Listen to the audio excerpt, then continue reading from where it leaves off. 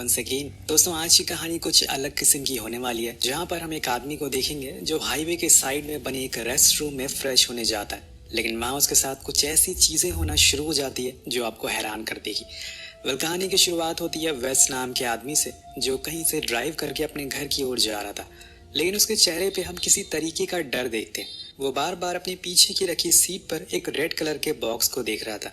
शायद ये बॉक्स ही उसके डर की वजह है, लेकिन उसमें आखिर ऐसा है क्या जो वेस्ट को इतना डरा रहा है। तो इसके बाद वो एक मोटेल के साइड में रुकता है और अपनी गर्लफ्रेंड ब्रेंडा को कॉल लगाता है, लेकिन तभी उसका फोन की बैटरी खत्म हो जाती है। अब इसके बाद वो वहां लगी एक चॉकलेट मशीन से कुछ चॉकलेट निकालने की कोशिश करता है, लेकिन वो ऐसा कर नहीं पा रहा था। इसलिए उसकी मदद करने के लिए वहाँ एक औरत आती है और उसे चॉकलेट निकाल कर दे देती है। पर जाते जाते वो उसे कहती है कि तुम्हें आराम की जरूरत, क्योंकि तुम थके हुए लग रहे हो, और इसीलिए वेस उस रात उसी मोटेल में गुजारता है। लेकिन आज वो बहुत ही ड्रिंक करता है और आग के पास खड़े होकर उस रेड बॉक्स को खोलता है, जिसमें हम बहुत सारी लड़कियों की फोटोज को देख पाते हैं। वो एक एक करके सारी फोटोज को जलाना शुरू कर देता है, लेकिन एक फोटो को अपने पास रख लेता है। असल में वो पिक थी ब्रांडा की, जिससे वो बेहद प्यार करता है और वो भी उससे उतना ही प्यार करती है। पर ये लड़कियों की फोटोज आखिर उसके पास क्या कर रही है, इसका जवाब हमें थोड़ी देर में पता चल जाएगा। अब सुबह जब वो सोकर उठता है तो देखता है कि उसने अपनी पैंट तक जला दी है, क्योंकि रात में वो इतने ज्यादा नशे में था। अब वो भागते हुए पास में एक पब्लिक टॉयलेट में जाता है फ्रेश होने के लिए, लेकिन तभी साइड वाले टॉयलेट से आवाज आती है कि तुम कैसा महसूस कर रहे हो। तो वेस कहता है कि हाँ, अब बेहतर है। इसके बाद वो उसे कुछ और सवाल करने लगता है, लेकिन यहाँ वेस को अजीब लगता है कि आखिर कैसे कोई आदमी किसी से टॉयलेट में रहकर उससे पर्सनल सवाल कर सकता है। इसलिए वो कुछ देर चुप हो जाता है, लेकिन तभी वो देखता है कि वहां पर टॉयलेट पेपर नहीं है। वो भागते हुए बाहर आता है, वरना तब तक कोई और आ जाएगा, पर वहां भी कुछ नहीं था। तभी वो दूसरे टॉयलेट वाला आदमी उसके बारे में और पूछता है और उसका नाम तक पूछ डालता है, जो कि वेस बता भी देता है। जिसके बाद वो अपना हाथ पैर धोता है, लेकिन तभी वो दूसरा आदमी कहता है कि क्या तुम मेरा नाम नहीं जानना चाहोगे। वो हंसते हुए कहता है कि हाँ, क्यों नहीं, बताओ क्या नाम है तुम्हारा। वो आदमी बहुत ही वियर्ड वे में कहता है, मेरा नाम बुलाने के लिए तुम्हें अपनी टंग को बाहर निकालना होगा और उसे पकड़कर मेरा नाम बोलना होगा, तब जाकर तुम उसे सही से बोल पाओगे। असल में उस आदमी का नाम था घास्टा क्लोनोवा। आपने भी ट्राई किया होगा बोलने का, एक बार करिए, क्या पता आप बोल सके। इसलिए हम इस कहानी में इस अनजान आदमी को नोवा के नाम से बुलाएंगे। अब नोवा उसे कुछ और बातें बताता है, जैसे कि तुम इस टॉयलेट के साइड में बनी पिक्चर्स को देख रहे हो, मैं कुछ इस तरह का दिखता हूँ, क्योंकि मैं एक डेविल हूँ जो अच्छे काम भी करता है और बुरे भी। मैं यहाँ तुम्हारे यूनिवर्स को बचाने के लिए आया हूँ। अब उसकी ये बातें सुनकर वेस कहता है कि वो लगता है कि तुम मार्वल स्टूडियो के डाई हार्ड फैन हो। तो नोवा इस बात से गुस्सा हो जाता है। वेस उसे चुप कराते हुए बोलता है कि क्या तुमने मुझे बेवकूफ समझ रखा है। मैंने भले ही रात में ज्यादा पी ली थी, लेकिन इसका ये मतलब नहीं है कि तुम जो भी बोलोगे मैं सच मान लूंगा। अब ये बोलकर वो उस पर हंसना शुरू कर देता है, लेकिन नोवा उसे बताता है कि तुम अभी मुझ पर हंस रहे हो, लेकिन मैं जो चीजें कर सकता हूँ वो शायद तुम कभी सोच भी नहीं सकते। तभी वेस को अपनी पॉकेट में ब्रांडा की फोटो मिलती है, जिसे वो किस करता है और फिर वहां से जाने लगता है, क्योंकि अब बहुत हो चुका था। वो पहले से ही इतना परेशान था और ये सब बातें उसे और परेशान कर रही थी।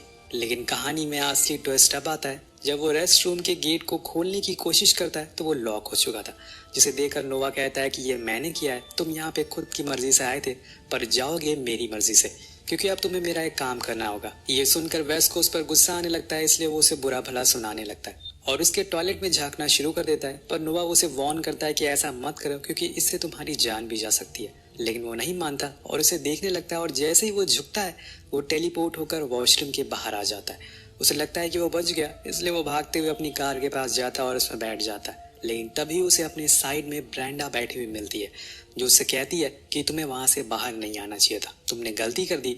और ये बोलते ही उसकी आंखों से कुछ अजीब सी चीजें बाहर आने लगती है, जिससे वेस बहुत डर जाता है और तभी अचानक से वो फिर से टॉयलेट के अंदर पहुंच जाता है। ये सारी चीजें देखकर वेस बहुत ही परेशान हो चुका था। वो नोवा से पूछता है कि मुझे पता है कि तुम एक सनकी किस्म के इंसान हो और तुम ये सब मुझे परेशान करने के लिए कर रहे हो। यहाँ तक कि वो उसे ये तक कह डालता है, लेकिन नोवा कहता है कि मैंने तुम्हें यहाँ पर नहीं बुलाया, तुम खुद आए हो और मैं बहुत ही ज्यादा पावरफुल हूँ।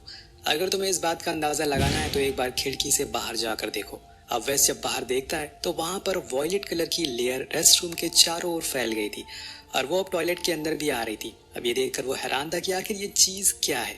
वो नोवा उसे बताता है कि ये शील्ड मैंने बनाई है, ताकि अब कोई भी बाहर का आदमी इस रेस्ट रूम को ना देख सके और हम दोनों को कोई भी डिस्टर्ब ना करे। और यहाँ वेस का दिमाग घूमना शुरू हो जाता है। वो पूरी तरह से कंफ्यूज हो चुका था कि रियलिटी और इल्यूजन में क्या फर्क है, और इसी कारण वो जोर जोर से दरवाजे को पीटना शुरू कर देता है। लेकिन उसे नोवा समझाता है कि इसका कोई फायदा नहीं है, तुम्हारा यहाँ आना तुम्हारी किस्मत में लिखा था, और जो किस्मत में लिखा होता है वो कोई भी बदल नहीं सकता है। तभी वेस को उस टॉयलेट के नीचे कुछ ग्लोइंग चीज दिखाई देती है, जिसे देखकर वो डर जाता है, लेकिन उसे जानना था कि आखिर ये क्या चीज है।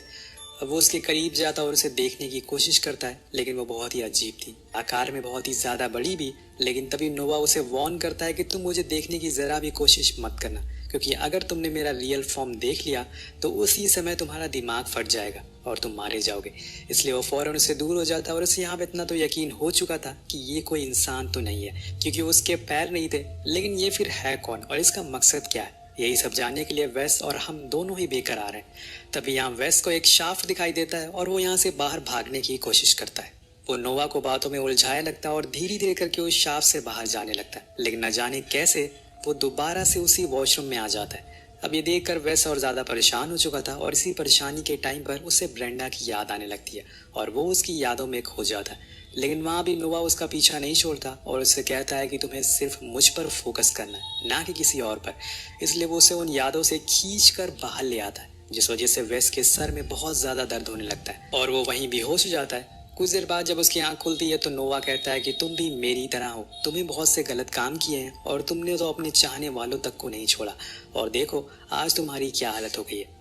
अपने पास्ट के बारे में सुनकर वेस्ट हैरान हो जाता है, क्योंकि उसके अलावा ये बातें किसी और को पता नहीं थी। यहाँ नोवा अपनी बैक स्टोरी बताता है कि आखिर वो कैसे बना और आखिर वो यहाँ पर क्यों आया है। उसका कहना था कि जब ये यूनिवर्स नहीं बना था तब यहाँ पे एक गॉड थे जो बहुत ही अच्छे थे, लेकिन एक दिन उनके बेटे ने ही उन्हें बीच से काट दिया, जिससे उनकी मौत हो गई। लेकिन यहाँ पर एक अच्छी चीज हुई, उनके खून की बूंदों से एक और यूनिवर्स बनना शुरू हो गया, जिससे कि आज के समय में स्टार और मून बन गए।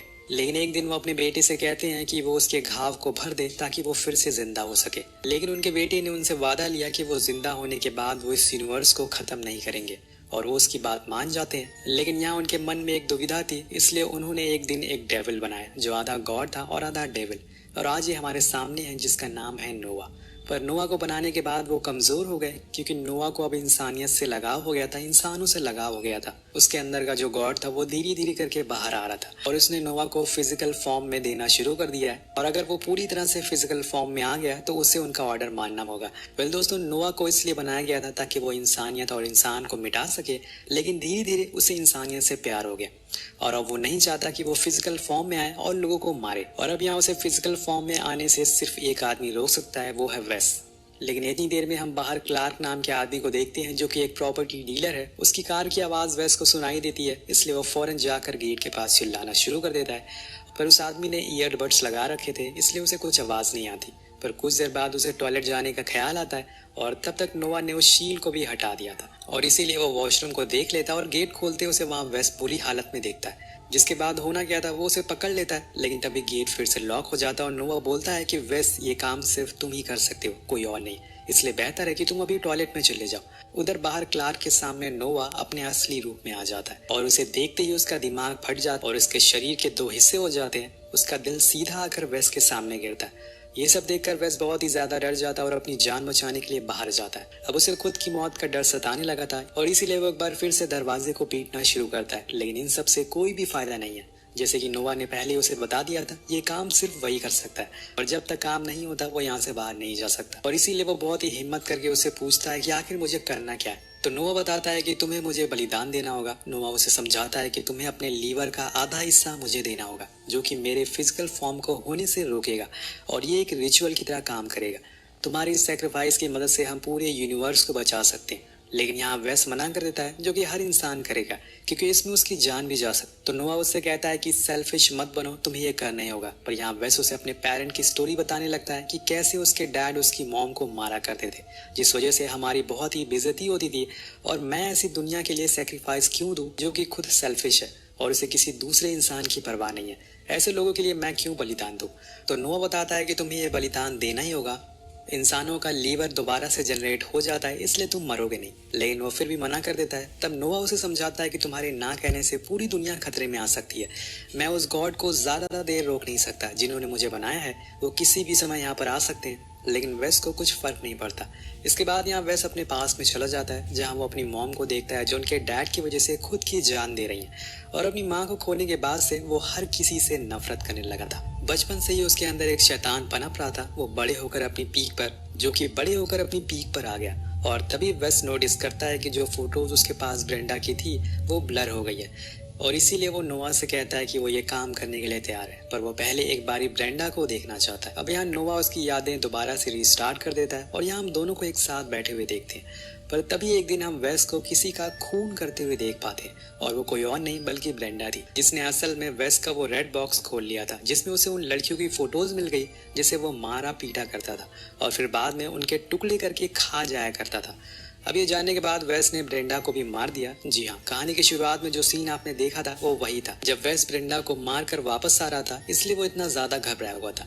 लेकिन यहाँ अब चीजें बदल गई हैं। अब धीरे धीरे समय पास आ रहा है, गॉड वॉल को तोड़ना शुरू कर देते हैं, जिससे नोवा वेस से कहता है कि तुम्हें जल्दी करना होगा, वो किसी भी समय यहाँ पर आ सकते हैं। लेकिन यहाँ वेस ने अपना आपा खो दिया था और वो अब वो उल्टा चीख चीख कर उन्हें बुलाना शुरू कर देता है, क्योंकि नोवा उसके दिमाग से उसकी सारी मेमोरीज को इरेज कर रहा था, जिसमें उसे बहुत पेन भी होता है, जिससे कुछ देर बाद उस जगह पर दीवारें पूरी तरह से टूट जाती है। लेकिन यहाँ इतने में वेस अपने लीवर को निकाल कर नोवा को दे देता है, जिससे कुछ देर बाद सब कुछ शांत हो जाता है। वो रेंगते हुए बाहर आता है तो यहाँ वो पहली बार नोवा को देख पाता है, जो किसी डेविल की तरह दिख रहा था, पर तभी सब कुछ ब्लैंक हो जाता है और अगले पल सब कुछ शांत हो जाता है। वेस यहाँ से रेंगते हुए बाहर आता है और रेस्ट रूम का गेट खोलता है। तब उसे नोवा की आवाज आती है कि अब सब कुछ सही हो गया है। लेकिन यहाँ वेस उससे कहता है कि मैं एक हीरो की तरह माना जाऊंगा ना, तो वो कहता है कि नहीं, तुम भी मेरी तरह एक डेविल हो जो इस खूबसूरत दुनिया में अभी तक रह रहे थे। और ऐसा उसने इसलिए बोला क्योंकि वेस ने कई लोगों को बेवजह मारा था और ऐसे लोगों को कभी याद नहीं किया जाता। जिसके कुछ देर बाद वो अपना वहीं दम तोड़ देता है और कहानी अंत हो जाती है।